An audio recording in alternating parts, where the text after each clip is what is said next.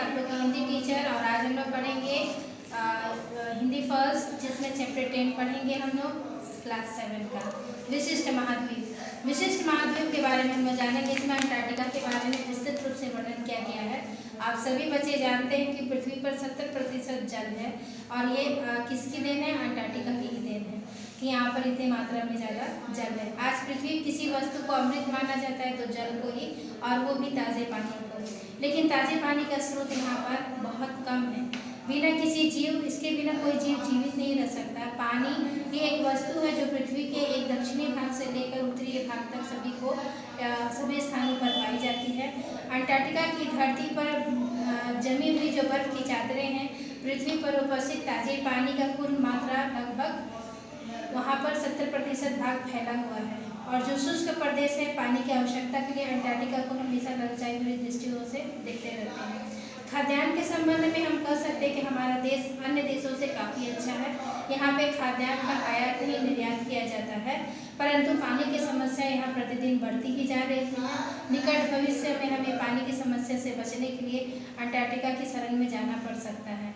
अन्य महाद्वीपों में अंटार्कटिका की विशेष स्थिति माना जाता है, क्योंकि यहाँ पर वैज्ञानिक शोध का केंद्र बनाया गया है। अनेक विदेश से भी अनेक जगहों से लोग आते हैं अंटार्कटिका में शोध कार्य के लिए।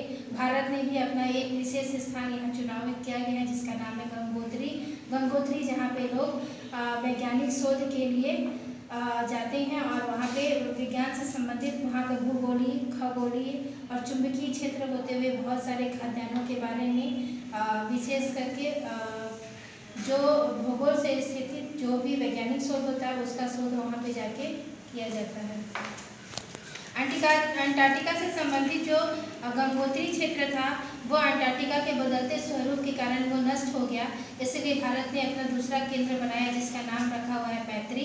यहाँ अनेक देशों ने अपना देश केंद्र बनाया है, जिसमें मैत्री भी उन्हीं से संबंधित क्षेत्रों में ही बना हुआ है।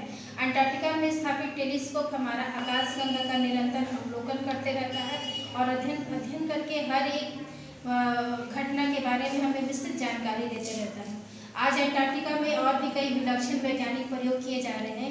एक अध्ययन में ब्रह्मांड के उद्गम से लेकर जीव जंतुओं के जलवायु को गर्म होने और ठंड हो जाने के कारण उनके ऊपर होने वाले तात्कालिक और दीर्घकालिक प्रभाव के बारे में पता लगाया जा रहा है। इसी से जुड़ा एक और अध्ययन है जिसका लक्ष्य अत्यंत दुर्गम परिस्थितियों में मनुष्य की शारीरिक और मानसिक क्षमताओं पर पड़ने वाला उसका विशेष प्रभाव।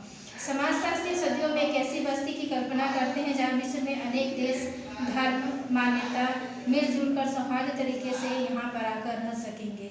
आज अंटार्कटिका में ऐसी बस्तियाँ वास्तव में मौजूद हैं। ये बस्तियाँ छोटी छोटी हैं। अंटार्कटिका विभिन्न भागों में स्थित है। ये किंग जॉर्ज द्वीप के मैकमर्डो साउंड तथा वैज्ञानिक केंद्रों के निकट स्थित है।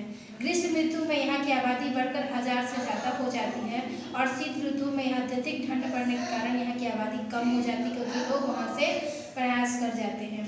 यहाँ पे न्यूजीलैंड के बेस में नियमित रूप से शटल और सेवा बस चलती रहती है। डाक और हवाई अड्डा और एटीएम भी यहाँ पे उपलब्ध है। अंटार्कटिका में वैज्ञानिकों से 3 गुना ज़्यादा अन्य लोग रहते हैं, यानी वहाँ के उपस्थित लोकल जो सामान्य जन है उन लोग से ज़्यादा बाहरी लोग आकर वहाँ रहते हैं। और शिक्षण, अस्पताल कर्मचारी, पायलट, इंजीनियर सभी कुछ वहाँ दुकानदार इत्यादि उनको देखने को अब मिल जाता है। यहाँ आने वाले सैलानियों की संख्या लगातार अब बढ़ती जा रही है, क्योंकि दक्षिण अमेरिका में अंटार्कटिका के नियमित जलयान की जो सेवाएं हैं वो यहाँ तक हमें पहुँचा देती है। यह बहुत बड़ा शुभ संकेत है कि इसका दूसरा पक्ष भी हमारे लिए, यानी जो दूसरा स्थान है अंटार्कटिका का दक्षिणी क्षेत्र वो हमारे लिए अब आवागमन का साधन बहुत सरल हो गया है।